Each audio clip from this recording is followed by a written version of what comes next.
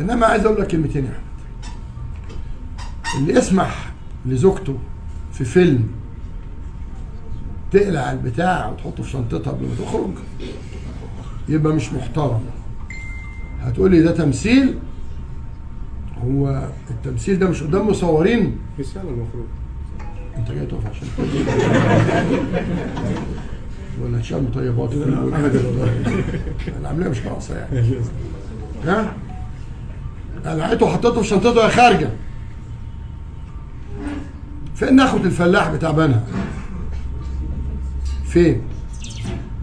هو ده الفن اللي بتعلموه؟ فمش غريب عليك انك توافق على المشهد ده.